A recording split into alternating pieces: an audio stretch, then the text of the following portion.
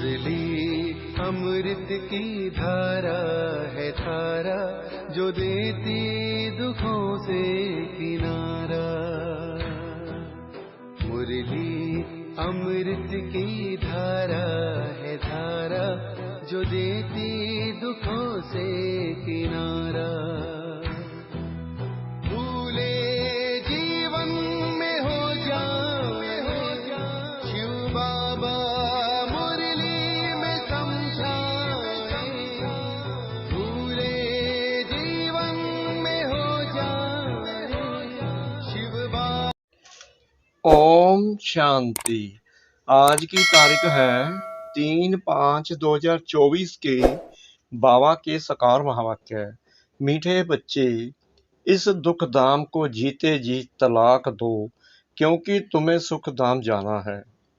बाबा ने प्रश्न पूछा, बाप बच्चों को कौन सी एक छोटी सी मेहनत देते हैं? बाबा ने उत्तर दिया, बाबा कहते हैं, बच्चे, काम महाशत्रु है, इस पर विजय प्राप्त करो। यही तुम्हें थोड़ी सी मेहनत देता हूँ। तुम्हें संपूर्ण पावन बनना है। पतित से पावन अर्थात पारस बनना है। पारस बनने वाले पत्थर नहीं बन सकते। तुम बच्चे अभी गुलगुल बनो तो बाप तुम्हें नैनों पर बिठाकर साथ ले जाएंगे। कहाँ ले जाएंगे? सतयुग में। ओम शांति। रूहानी बाप रूहानी बच्चों को समझाते हैं। यह तो बच्चे जरूर समझते हैं, हम ब्राह्मण ही हैं जो देवता बनेंगे। ये पक्का निश्चय है ना। टीचर जिसको पढ़ाते हैं जरूर आप समान बना देते हैं। यह तो निश्चय की बात है। कल्प कल्प बाप आकर समझाते हैं। हम नरकवासियों को स्वर्गवासी बनाते हैं। सारी दुनिया को बनाने वाला कोई तो होगा ना। बाप स्वर्गवासी बनाते हैं, रावण नरकवासी बनाते हैं। इस समय है रावण राज्य, सतयुग में है राम राज्य। राम राज्य की स्थापना करने वाला है तो जरूर रावण राज्य की स्थापना करने वाला भी होगा। राम भगवान को कहा जाता है, भगवान नई दुनिया स्थापन करते हैं। ज्ञान तो बहुत सहज है, कोई बड़ी बात नहीं है, परंतु पत्थर बुद्धि ऐसे हैं जो पारस बुद्धि होना ही असंभव समझते हैं। नरकवासी से स्वर्गवासी बनने में बड़ी मेहनत लगती है, क्योंकि माया का प्रभाव है। कितने बड़े बड़े मकान 50 मंजिल 100 मंजिल के बनाते हैं। स्वर्ग में कोई इतनी मंजिल नहीं होती। आजकल यहाँ ही बनाते रहते हैं। तुम समझते हो सतयुग में ऐसे मकान नहीं होते जैसे यहाँ बनाते हैं। बाप खुद समझाते हैं, इतना छोटा झाड़ सारे विश्व पर होता है तो वहाँ मंजिलें आदि बनाने की दरकार ही नहीं। ढेर की ढेर जमीन पड़ी रहती है।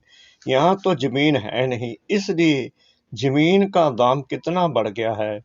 वहाँ तो जमीन का भाव लगता ही नहीं, ना म्यूनिसिपल टैक्स आदि लगता है। जिसको जितनी जमीन चाहिए ले सकता है। वहाँ तुमको सब सुख मिल जाते हैं। सिर्फ एक बाप की इस नॉलेज से मनुष्य 100 मंजिल आदि जो बनाते हैं उसमें भी पैसे आदि तो लगते हैं ना। वहाँ पैसे आदि लगते ही नहीं, अथाह धन रहता है। पैसे का कदर नहीं। ढेर पैसे होंगे तो क्या करेंगे? सोने हीरे मोतियों के महल आदि बना देते हैं। अभी तुम बच्चों को कितनी समझ मिली है? समझ और बेसमझ की ही बात है। सतो बुद्धि और तमो बुद्धि।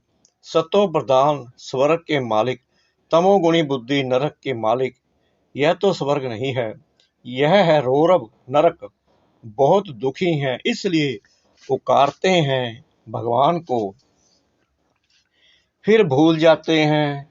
कितना माथा मारते कॉन्फ्रेंस आदि करते रहते हैं कि एकता हो जाए, परंतु तुम बच्चे समझते हो यह आपस में मिल नहीं सकते। यह सारा झाड़ जड़ जड़ी बूट है, फिर नया बनता है। तुम जानते हो कलयुग से सतयुग कैसे बनता है। यह नॉलेज तुमको बाप अभी ही समझाते हैं। सतयुगवासी सो फिर कलयुगवासी बनते हो, फिर तुम संगम वासी बन सतयुगवासी बनते हो। कहेंगे इतने सब सतयुग में जाएंगे नहीं, जो सच्ची सत्यनारायण की कथा सुनेंगे वहीं स्वर्ग में जाएंगे, बाकी सब शांति धाम में चले जाएंगे। दुख दाम तो होगा ही नहीं, तो इस दुख दाम को जीते जी तलाक दे देना चाहिए। बाप युक्ति तो बताते हैं, कैसे तुम तलाक दे सकते हो। इस सारी सृष्टि पर देवी देवताओं का राज्य था, अभी फिर बाप आते हैं स्थापना करने। हम उस बाप से विश्व का राज्य ले रहे हैं। ड्रामा प्लान अनुसार चेंज जरूर होनी है। यह है पुरानी दुनिया, इसको सत्य कैसे कहेंगे, परंतु मनुष्य बिल्कुल समझते नहीं है कि सत्य क्या होता है। बाबा ने समझाया है। इस नॉलेज के लिए लायक वह है जिन्होंने बहुत भक्ति की है, उन्हें ही समझाना चाहिए। बाकी जो इस कुल के होंगे नहीं, वह समझेंगे नहीं, तो फिर ऐसे ही टाइम वेस्ट क्यों करना चाहिए। हमारे घराने के ही नहीं है तो कुछ भी मानेंगे नहीं। कह देते हैं आत्मा क्या, परमात्मा क्या, यह मैं समझना ही नहीं चाहता हूँ। तो ऐसे के साथ मेहनत क्यों करनी चाहिए। बाबा ने समझाया है, ऊपर में लिखा हुआ है भगवानुवाच, मैं आता ही हूँ कल्प कल्प पुरुषोत्तम संगम युग पर और साधारण मनुष्य तन में। जो अपने जन्मों को नहीं जानता है, मैं बतलाता हूँ पूरे 5 वर्ष का पाठ किसका होता है, हम बता देते हैं। जो पहले नंबर में आया है उनका ही पाठ होगा ना। श्री कृष्ण की महिमा भी गाते हैं, फर्स्ट प्रिंस ऑफ सतयुग। वहीं फिर 84 जन्मों के बाद क्या होगा। First beggar, beggar to prince, फिर प्रिंस टू बैगर। तुम समझते हो प्रिंस टू बैगर कैसे बनते हैं। फिर बाप आकर कोड़ी से हीरे जैसा बनाते हैं। जो हीरे जैसा है वहीं फिर कोड़ी जैसा बनते हैं। पुनर्जन्म तो लेते हैं ना। सबसे ज्यादा जन्म कौन लेते हैं, यह तुम समझते हो। पहले पहले तो श्री कृष्ण को ही मानेंगे, उनकी राजधानी है, बहुत जन्म भी उनके होंगे। यह तो बहुत सहज बात है, परंतु मनुष्य इन बातों पर ध्यान नहीं देते हैं। बाप समझाते हैं तो वंडर खाते हैं। बाप एक्यूरेट बताते हैं, फर्स्ट सो लास्ट। फर्स्ट हीरे जैसा, लास्ट कोड़ी जैसा, फिर हीरे जैसा बनना है, पावन बनना है। इसमें तकलीफ क्या है। परलौकिक बाप ऑर्डिनेंस निकालते हैं, काम महाशत्रु है तुम। पतित किससे बने हो, विकार में जाने से, इसलिए बुलाते भी हैं पतित पावन आओ। क्योंकि बाप तो एवर पारस बुद्धि है, वह कभी पत्थर बुद्धि नहीं बनते हैं। कनेक्शन ही उनका और पहले नंबर जन्म लेने वाले का हुआ। देवताएं तो बहुत होते हैं, परंतु मनुष्य कुछ भी समझते नहीं। क्रिश्चियन लोग कहते हैं क्राइस्ट से 3000 वर्ष पहले पैराडाइज था, वह फिर भी पिछाड़ी को आए हैं ना, तो उनकी ताकत है, उनसे ही सब सीखने जाते हैं, क्योंकि उनकी फ्रेश बुद्धि है। विधि भी उन्हीं की है। सतो रजो तमो में आते हैं ना, तुम जानते हो सब कुछ विलायत से ही सीखते हैं। यह भी तुम जानते हो सत्युग में महल आदि बनने में कोई टाइम नहीं लगेगा। एक की बुद्धि में आया फिर वृद्धि होती जाती है, एक बनाकर फिर ढेर बनाते जाते हैं। बुद्धि में आ जाता है ना। साइंस वालों की बुद्धि तुम्हारे पास ऊंच हो जाती है, झट महल बनाते रहेंगे। यहाँ मकान व मंदिर बनाने में 12 मास लग जाते हैं, वहाँ तो इंजीनियर आदि सब होशियार होते हैं। वह है ही गोल्डन एज। पत्थर आदि तो होंगे ही नहीं। अभी तुम बैठे हो, ख्याल करते होंगे, हम ये पुराना शरीर छोड़ेंगे, फिर घर में जाएंगे, वहां से फिर सतयुग में योग बल से जन्म लेंगे। बच्चों को खुशी क्यों नहीं होती, चिंतन क्यों नहीं चलता? जो मोस्ट सर्विसफुल बच्चे हैं, उन्हों का चिंतन जरूर चलता होगा। जैसे बैरिस्ट्री पास करते हैं तो बुद्धि में चलता है ना, हम यह करेंगे, यह करेंगे। तुम भी समझते हो, हम यह शरीर छोड़ जाकर यह बनेंगे। याद से ही तुम्हारी आयु वृद्धि को पाएगी। अभी तो बेहद बाग के बच्चे हैं, यह ग्रहण बहुत ऊंची है। बाबा कहते हैं ये ग्रेड बहुत ऊंची है। तुम ईश्वरीय परिवार के हो, उनका कोई और संबंध नहीं है। भाई बहन से भी ऊंच चढ़ा दिया है। भाई भाई समझो, यह बहुत प्रैक्टिस करनी है। भाई का निवास कहाँ है? इस तख्त पर अकाल आत्मा रहती है। यह तख्त सभी आत्माओं के सड़ गए हैं। सबसे जास्ती तुम्हारा तख्त सड़ गया है। आत्मा इस तख्त पर विराजमान होती है। भरकुटी के बीच में क्या है, यह बुद्धि से समझने की बातें हैं। आत्मा बिल्कुल सूक्ष्म है, स्टार मिसल है। बाप भी कहते हैं मैं भी बिंदु हूँ, मैं फिर तुमसे बड़ा थोड़ी ही हूँ। तुम जानते हो हम शिव बाबा की संतान हैं। अब बाप से बरसा लेना है, इसलिए अपने को भाई भाई आत्मा समझो। बाप तुमको समुख पढ़ा रहे हैं, आगे चल और ही कशिश होती जाएगी। यह विघ्न भी ड्रामानुसार पढ़ते ही रहते हैं। अभी बाप कहते हैं तुमको पतित नहीं होना है, यह ऑर्डिनेंस है। अब तो और ही तमो प्रधान बन पड़े हैं, विकार बिगड़ रह नहीं सकते। जैसे गवर्नमेंट कहती है शराब नहीं पियो, तो शराब बिगड़ रह नहीं सकते, फिर उनको ही शराब पिलाए। डायरेक्शन देते हैं फलानी जगह बम्स सहित गिर जाओ, कितना नुकसान होता है। तुम यहाँ बैठे बैठे बिशप का मालिक बनते हो, वह फिर वहाँ बैठे बैठे बम्स छोड़ते हैं। सारे बिशप के विनाश के लिए कैसे चटा भेटी है। तुम यहाँ बैठे बैठे बाप को याद करते हो और बिशप के मालिक बन जाते हो। कैसे भी करके बाप को याद जरूर करना है। इसमें हटियो करने का, आसन आदि लगाने की भी बात नहीं है। बाबा कोई भी तकलीफ नहीं देते हैं।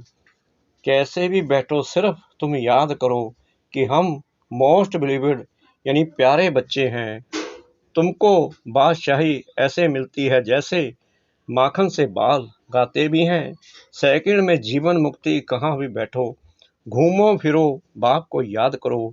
पवित्र होने बिगड़ जाएंगे कैसे, नहीं तो सजाएं खानी पड़ेगी। जब धर्मराज के पास जाएंगे तब सबका हिसाब किताब चुकतू होगा। जितना पवित्र बनेंगे उतना ऊंच पद पाएंगे। इम्प्योर रहेंगे तो सूखा रोटला खाएंगे। जितना बाप को याद करेंगे पाप कटेंगे। इसमें खर्चे आदि की कोई बात नहीं। भल घर में बैठे रहो, बाप से भी मंत्र ले लो। यह है माया को वश करने का मंत्र। मन मना भव, यह मंत्र मिला फिर भल घर जाओ, मुख से कुछ बोलो नहीं। अलफ और बे बादशाही को याद करो। तुम समझते हो बाप को याद करने से हम सतो प्रधान बन जाएंगे, पाप कट जाएंगे। बाबा अपना अनुभव भी सुनाते हैं।